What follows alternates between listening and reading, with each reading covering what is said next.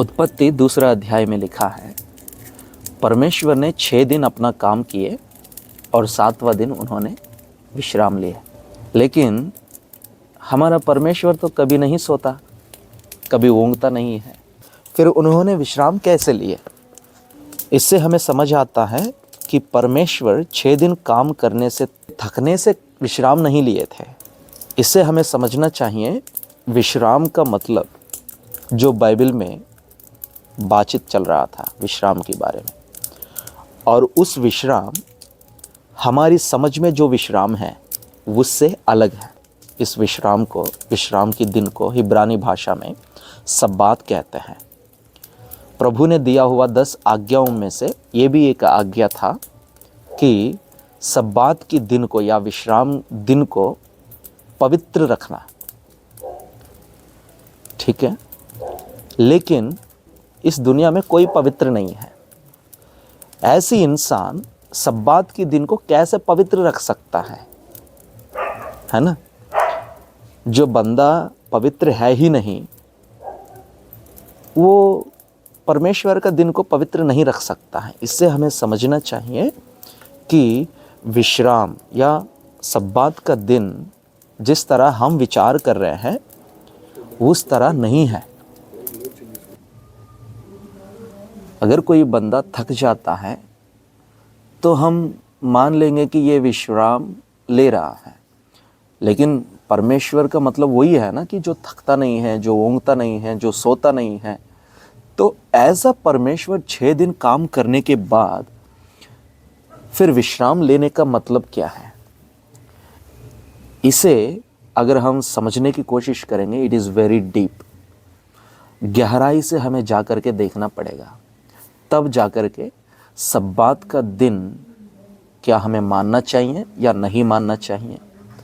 आराधना हमें इतवार को करना चाहिए या शनिवार को करना चाहिए। इस प्रकार के सवालों के जवाब हमें मिल जाती हैं।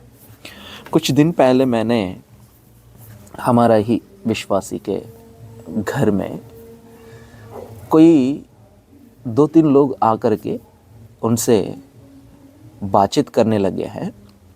वे कहने लगे इतवार का दिन आराधना करना पाप है। इतवार के दिन हमें आराधना नहीं करनी चाहिए, शनिवार के दिन ही परमेश्वर की आराधना करना चाहिए। उनका कहने की मतलब है कि सब्बात के दिन ही परमेश्वर की आराधना करना चाहिए, क्योंकि सब्बात का दिन ही परमेश्वर का दिन है और उसे पवित्र मानने के लिए परमेश्वर ने हुक्म दिया या आज्ञा दिया। और प्रभु यीशु मसीह भी सब्बात के दिन ही आराधनालय में जाते थे, इसलिए हमें सब्बात का दिन को मानना चाहिए। बात तो ठीक है, लेकिन सबसे पहले हमें यह समझना चाहिए परमेश्वर की आराधना करने के लिए सिर्फ सब्बात का दिन ही नहीं, हर समय, हर दिन, हर पल मैं आराधना करूंगा। तो आपका क्या दिक्कत है? आपको क्या दिक्कत है? कोई नहीं। परमेश्वर को हर दिन, परमेश्वर की आराधना हमें हर दिन, हर समय, हर पल में करना चाहिए। सोते समय, जगते समय, चलते समय, बैठते समय, हर समय पर प्रभु की आराधना हमें करना चाहिए। सिर्फ 7वां दिन यानी कि सब्बात का दिन यानी कि शनिवार के दिन ही नहीं, हर दिन हमें करना चाहिए। लेकिन यहाँ पर परमेश्वर सब्बात के या 6 दिन काम करने के बाद 7वां दिन विश्राम लेने का अर्थ ये नहीं है कि उन्होंने थक गया।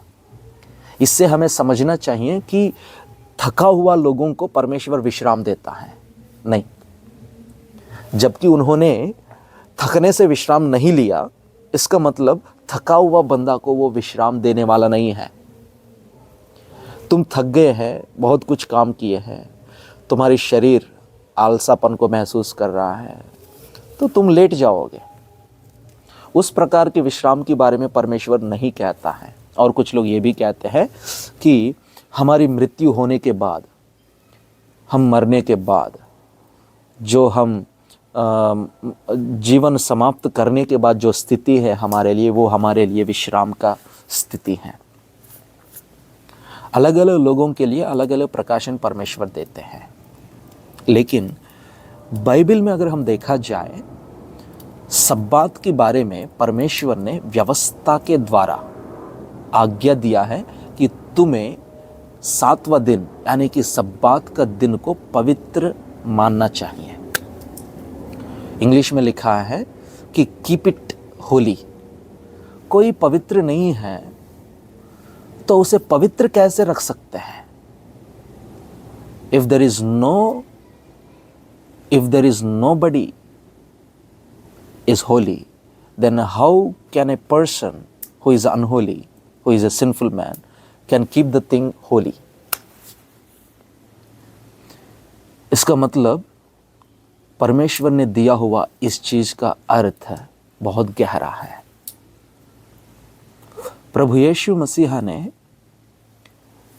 मत्ती रचित सुसमाचार 11 का 28वीं आयत में कहता है कि हे परिश्रम से दबे हुए लोगों, मेरे पास आओ, मैं तुम्हें विश्राम दूंगा।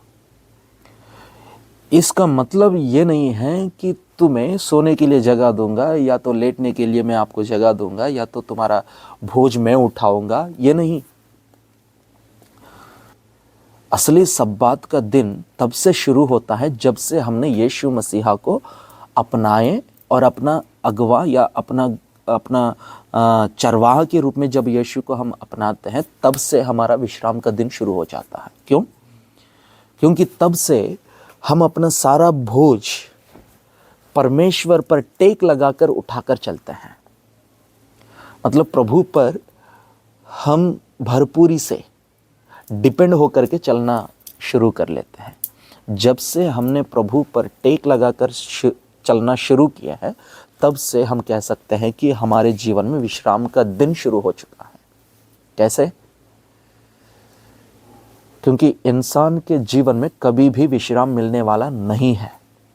चाहे आप कितने भी पैसे कमाने वाले क्यों ना हो, कितने भी करोड़पति क्यों ना हो, कितने भी लाखोंपति क्यों ना हो, तुम्हारे जीवन में कभी भी विश्राम नहीं मिलेगी। कभी भी। इंसान का जीवन पैदाइश ही लड़ाई से शुरू होती है, मृत्यु तक इस लड़ाई चलता ही रहेगा।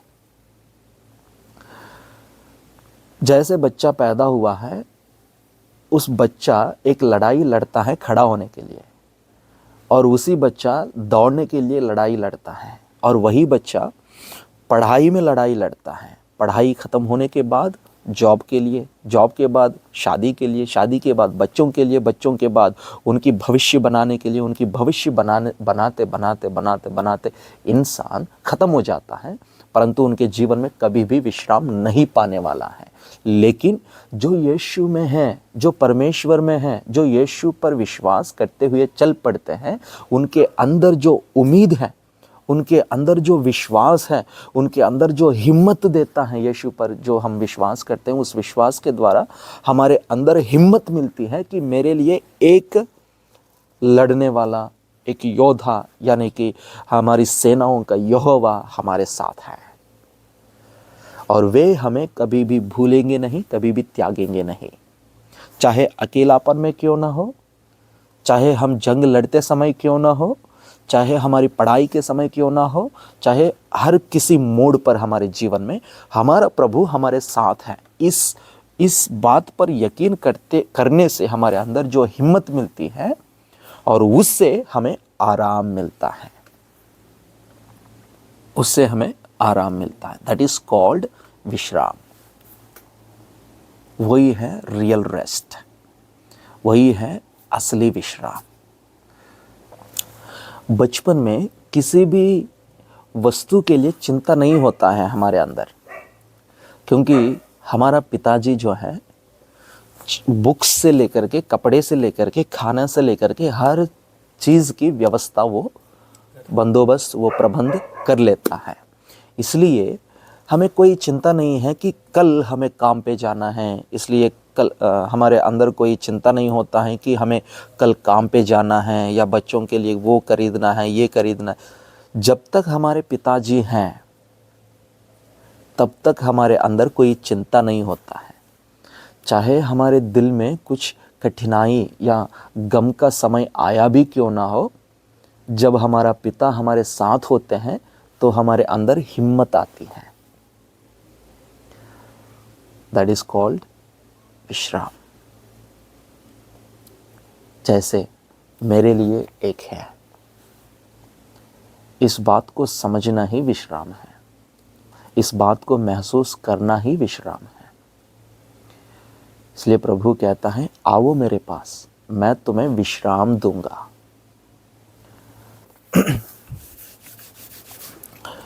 हमारा जीवन में हर एक प्रकार के गम के समय में जब हम प्रभु पर विश्वास करते हुए आगे बढ़ेंगे या प्रभु को अपना चरवाह मानकर चलना शुरू करेंगे, तब से हमारा विश्राम का दिन शुरू होता है। और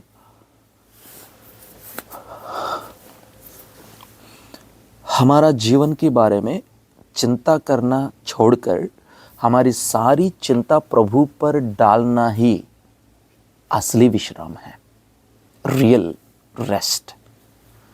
और उसे कहते हैं सब्बात। अब बात आती है,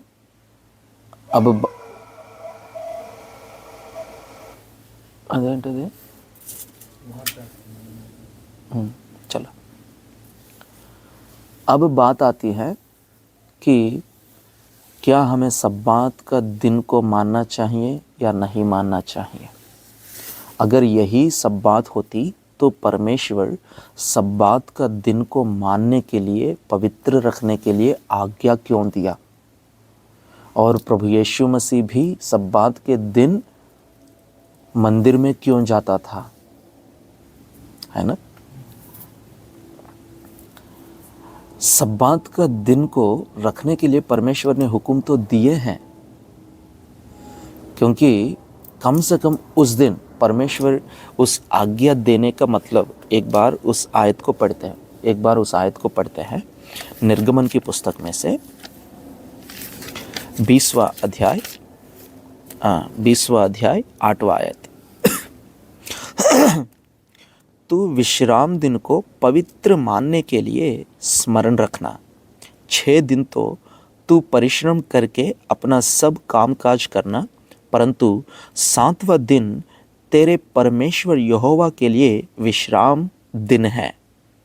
उसमें ना तो किसी भांति का कामकाज करना, और ना तेरा बेटा, ना तेरा बेटी, और ना तेरा दास, ना तेरी दासी, ना तो तेरे पशु, ना कोई परदेशी जो तेरे फाटकों के भीतर हो। लिखा है कि विश्राम दिन को पवित्र मानने के लिए स्मरण रखना, परंतु 7वां दिन तेरे परमेश्वर यहोवा के लिए विश्राम दिन है। इसका मतलब 6 दिन आपने काम किए, 6 दिन आपने अपना कामकाज चलाए, हर एक काम में तुम व्यस्त थे।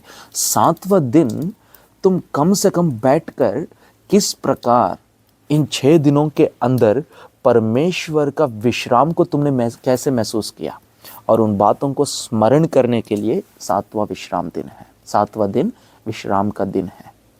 बैठे 7वां दिन, बैठकर 6 दिनों को स्मरण करो। जो दिन बीत चुके हैं उन दिनों में किस प्रकार परमेश्वर ने आपके जीवन में मदद किया, किस काम में कैसे परमेश्वर के साथ तुमने चला, कितना तक आपने विश्वास के साथ प्रभु के सम्मुख में तुमने चला। इन बातों को स्मरण करने के लिए परमेश्वर का दिन है सब्बात का दिन। तुम बैठो और 6 दिन के अंदर, बीता हुआ 6 दिन के अंदर कैसे परमेश्वर के विश्राम को तुमने महसूस किया, कैसे अनुभव किया तुमने। मैंने कहा विश्राम का मतलब परमेश्वर पर टेक लगाकर चलते समय हमारे अंदर महसूस करने वाला भरोसा को कहते हैं विश्राम। कितने भी पैसे कमाए, जीवन में कभी भी तुम्हें विश्राम मिलने वाला नहीं है। लेकिन जब प्रभु पर विश्वास करने के बाद तुम्हारे अंदर आया हुआ भरपूरी की अनुभव जो है, फीलिंग जो है, उसे कहते हैं विश्राम। भरपूरी की फीलिंग, ना कुछ होने पर भी, कुछ ना होने पर भी भरपूरी महसूस करते हैं, उसे कहते हैं विश्राम। कमी में भी भरपूरी, घटी में भी भरपूरी, उसे विश्राम कहते हैं। तो उस प्रकार तुम सब्बात के दिन बैठकर, 7वां दिन तुम बैठकर 6 दिन के अंदर किस प्रकार तुमने परमेश्वर का भरपूरी को महसूस किया है, अनुभव किया है, स्मरण करने के लिए 7वां दिन है। उसे तुम कैसे भी मानो, उसे तुम कैसे भी करो, और वो है 7वां दिन। इसे हम कैसे कह सकते हैं कि परमेश्वर का भरपूरी को, या परमेश्वर का भरपूरी को अनुभव किया हुआ समय को स्मरण करने के लिए 7वां दिन है? नहीं, परमेश्वर का भरपूरी को कैसे हमने महसूस किए हैं 6 दिन के अंदर, उसे स्मरण करना ही 7वां दिन है। और ये कैसे कह सकते हैं? पता है, मूसा को जब परमेश्वर ने मिस्र देश में भेजा अपने लोगों को छुड़ा कर लेकर आने के लिए, और उनसे कहते हैं तुम उन्हें छुड़ा करके इसी पहाड़ पर लेकर आओ और यहाँ पर तुम्हें मुझे आराधना करना चाहिए। क्यों वहाँ पर आराधना करना चाहिए? हमने सोचे आप हमें छुड़ा रहे हो अपना वादा किया हुआ देश में लेकर जाने के लिए, यहाँ आराधना क्यों करना है? जब मूसा ने मिस्र देश से इजरायलियों को छुड़ा करके लेकर आया था, सीनै पर्वत के पास बहुत समय तक उन लोगों ने समय बिताए थे और परमेश्वर की आराधना किए थे। तंबू को खड़ा करना परमेश्वर ने वही उन्हें बताए थे, और इस प्रकार की बहुत कुछ सीनै पर्वत के पास ही हुआ था, और व्यवस्था भी प्रभु ने वहीं पर ही उन्हें दिए थे। और वहाँ से जब आगे चलने के लिए परमेश्वर ने हुक्म दिया, तब मूसा परमेश्वर से प्रार्थना करता है कि प्रभु, अगर आप हमारे साथ नहीं चलोगे तो हम यहाँ से एक भी कदम आगे नहीं जाएंगे। तब प्रभु क्या कहता है? मैं उस आयत को पढ़ता हूँ, निर्गमन की पुस्तक में 33वां अध्याय 13 से पढ़ रहा हूँ। अब यदि मुझ पर तेरा अनुग्रह की दृष्टि हो तो मुझे अपनी गति समझा दे, जिससे जब मैं तेरे ज्ञान पाऊं तब तेरे अनुग्रह की दृष्टि मुझ पर बनी रहे। फिर यह भी ध्यान रख कि ये जाति तेरी प्रजा है। यहोवा ने कहा, मैं आप तेरे साथ चलूँगा और तुझे विश्राम दूंगा। मैं तेरे आप चलूँगा, मैं आपके साथ चलूँगा और मैं तुझे विश्राम दूंगा। तब मूसा ने परमेश्वर से कहा, यदि तू आप ना चले तो हमें यहाँ से आगे ना ले जा। हमें यहाँ से आगे ना ले जा। हम यहाँ से एक भी कदम आगे नहीं जाने वाले हैं अगर आपकी उपस्थिति हमारे साथ नहीं चलेगा तो। मतलब उनकी उपस्थिति में इन सब ने भरपूरी को अनुभव किए थे। परमेश्वर की उपस्थिति को मूसा ने चख के अनुभव किया था, और इसी कारण मूसा कहता है कि प्रभु चलो, आप हमें आगे जाने के लिए आज्ञा दे तो रहे हो, लेकिन ये तेरी प्रजा है, अगर आप हमारे साथ नहीं चलोगे तो हम आगे नहीं बढ़ने वाले हैं। तब प्रभु कहता है, ठीक है मूसा, मैं आपके साथ चलूंगा और मैं तुझे विश्राम दूंगा। विश्राम का दिन तो 7वां दिन है, लेकिन मूसा को किस चीज से विश्राम है? विश्राम दूंगा मतलब तुम्हारे ऊपर जो चिंता है या तुम्हारे अंदर जो चिंता है और उसे मैं ले लूंगा। इसे हमें समझना चाहिए कि तुम्हारे अंदर जो चिंता है, इन लोगों को कैसे संभालूं मैं, इन लोगों को कैसे अगुवाई करूं मैं, इन लोगों से मैं कैसे बहस करूं, कैसे बातचीत करूं, कैसे बोलूं, इन्हें कैसे समझाऊं, इस प्रकार के बहुत सारे सवाल तुम्हारे अंदर हैं। इसलिए मैं तुम्हारे साथ चलूंगा और उस सारी सवालों की चिंता मैं लेकर तुम्हें विश्राम दूंगा। सिर्फ 7वां दिन नहीं, हर समय, हर दम, हर बार मैं तुम्हें विश्राम दूंगा। मृत्यु से नहीं, उन्हें बिठाने से नहीं, हर एक समय में उनकी दिमाग में चलने वाले हर एक चिंता से उन्हें विश्राम।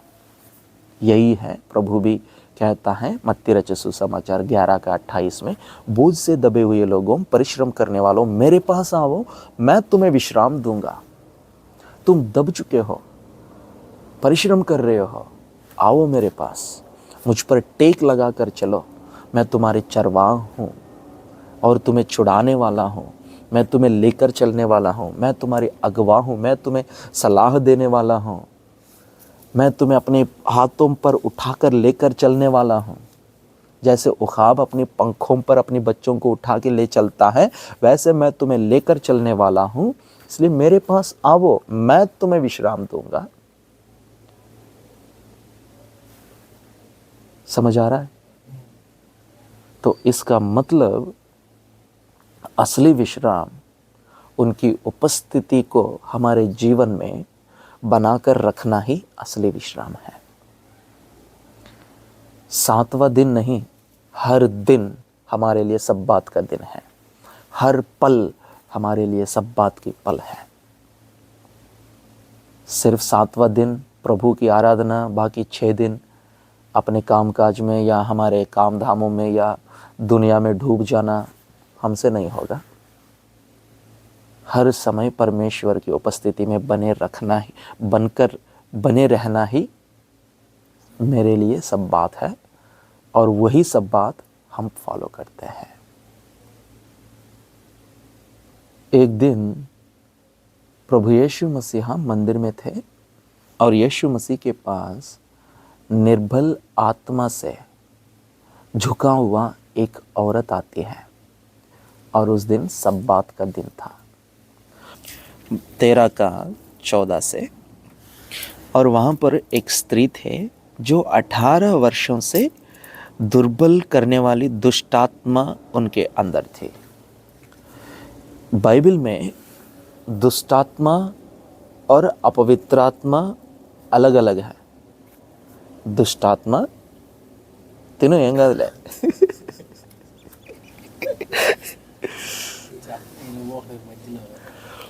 बाइबल में दुष्टात्मा, अपवित्र आत्मा और अंधकार शक्तियों का हाकिम अलग अलग है।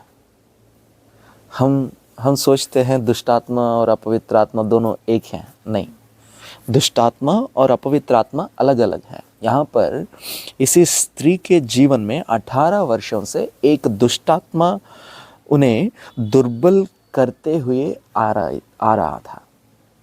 और दुर्बलता की आत्मा उनके जीवन में होने से, और वे झुक जाती थी, वे झुक गई थी। और एक दिन उन्होंने मंदिर में गए थे, वहाँ पर यीशु थे, और उन्हें देखकर उनके पापों को प्रभु ने क्षमा किए और उन पर पड़ा हुआ उस दुर्बलता की आत्मा को ढांट कर उन्हें ठीक कर दिया। फिर वहाँ पर जो लोग थे वो कहने लगे, क्या तुम्हें 6 दिन समय नहीं था इन्हें ठीक करने के लिए? 7वां दिन जो सब्बात का दिन है, यही दिन मिली तुम्हें? सब्बात का दिन तो हमें प्रभु की आराधना करना चाहिए, सब्बात का दिन तो हमें कुछ नहीं करना चाहिए, तुमने ये कैसे कर दिया? तो प्रभु कहता है, हे कपटियों, क्या सब्बात के दिन तुम में से हर एक अपने बैल या गधे को थान से खोलकर पानी पिलाने नहीं लेकर जाते? उस व्यक्ति 18 वर्षों से बांधा गया था, उन्हें मैंने विश्राम दिया। जिस तरह तुम अपने घर में बैल हो या गधा हो, उन्हें थान से खोलकर ले जाते हो और पानी पिलाते हो, वैसे ही इन्हें 18 वर्षों से इन्हें बांधा हुआ उस आत्मा से मैंने विश्राम दिया। जब जब विश्राम हमारे जीवन में, जब यीशु को हम प्राप्त करेंगे, जब हम प्रभु पर विश्वास करेंगे, उसी दिन हमारा विश्राम शुरू हो जाता है। प्रभु और उनके चेले नाव में बैठकर जा रहे थे। अचानक से आंधी तूफान आ गया था। आंधी तूफान आने से सारे चेले घबरा गए। प्रभु तो आराम से विश्राम कर रहे थे, आराम से विश्राम कर रहे थे। और चेले आकर कहने लगे, हे प्रभु, तुझे चिंता नहीं है कि हम नाश हो रहे हैं? प्रभु आराम से सो रहे थे, आराम कर रहे थे, विश्राम कर रहे थे। प्रभु जानता है कि मुझे यहाँ नहीं मरना है, मुझे सूली पर मरना है। और प्रभु जानता है उनकी डेस्टिनेशन, उनकी मंजिल क्या है, उनकी आया हुआ काम क्या है। और उन्हें पता है कि इस प्रकार के आंधी तूफान उनका कुछ बिगाड़ने वाला नहीं है। इसलिए प्रभु विश्राम कर रहा था। ऐसे ही आप भी अपनी यात्रा को समझ पाओगे तो चाहे कितने भी आंधी तूफान तुम्हारे जीवन में आकर तुम्हें हिलाने की कोशिश क्यों ना करे, तुम्हारी विश्राम बिगड़ेगा नहीं। चाहे लोग तुम्हें कुछ बोले या ना बोले, चाहे तुम्हारी काम को बिगाड़ने की कोशिश करे या ना करे, कोई फर्क नहीं पड़ता।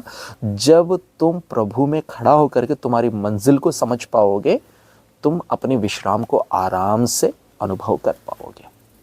तब प्रभु खड़ा होता है, आंधी को ढांटता है, फिर उन्हें देखता है, इतना भी विश्वास नहीं है, जाकर के फिर सो जाता है।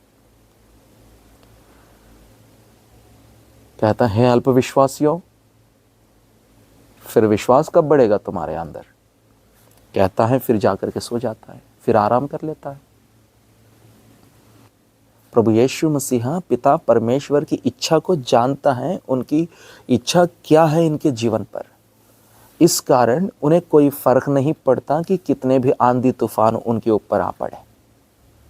वे जानते हैं कि ये सारे आंधी तूफान मुझे कुछ करने वाला नहीं है। मुझे मरना तो यहाँ नहीं, परंतु सूली पर मरना है मुझे, और वही मेरा मंजिल है। इसलिए सब्बात, असली सब्बात हमारे जीवन में तब शुरू होता है जब आपने दिल भर से प्रभु पर विश्वास करना शुरू करते हो। और सब्बात का दिन हर समय मेरे लिए सब्बात का दिन है, क्योंकि हर पल मैं प्रभु की आराधना करते हुए मैं स्मरण करता हूँ कि प्रभु ने मेरे लिए क्या क्या किए हैं। उनकी बातों को स्मरण करना ही सब्बात का दिन है। उन्होंने किया हुआ पराक्रमी कामों को स्मरण करना ही सब्बात का दिन है। तो अब आप बताइए मुझे कि क्या सब्बात का दिन आप सिर्फ शनिवार के दिन करोगे, या हर दिन को एक सब्बात के दिन के समान आप मान कर चलोगे? आप ही बताओ। हर दिन, क्योंकि मैं तो चाहता हूँ हर दिन परमेश्वर की विश्राम मेरे जीवन में मैं देख पाऊँ। क्लियर? और कोई सवाल? कुछ लोग कहते हैं, अगर विश्राम का मतलब यही होता तो परमेश्वर ने व्यवस्था में क्यों आज्ञा दिया है विश्राम का दिन को स्मरण रखने के लिए? तो मैंने वही बात बोला था। एक्चुअली व्यवस्था हमें पाप का ज्ञान दिलाने के लिए व्यवस्था है, लेकिन हम तो प्रभु की अनुग्रह से क्षमा पाए हुए लोग हैं। इसलिए हम पर पाप का कोई प्रभाव नहीं है, पाप पर कोई अधिकार नहीं है। हम पर सिर्फ प्रभु का ही अनुग्रह की अधिकार है। इसका मतलब ये नहीं है कि हम पाप करते जाएं और अनुग्रह बढ़ती जाए। नहीं, अनुग्रह से हमने क्षमा पाए हैं, इसलिए हम पाप से परे हैं। तो हमें व्यवस्था की कोई ज़रूरत नहीं है। मुझ पर व्यवस्था की अधिकार को प्रभु ने काट डाला, रद्द किया है।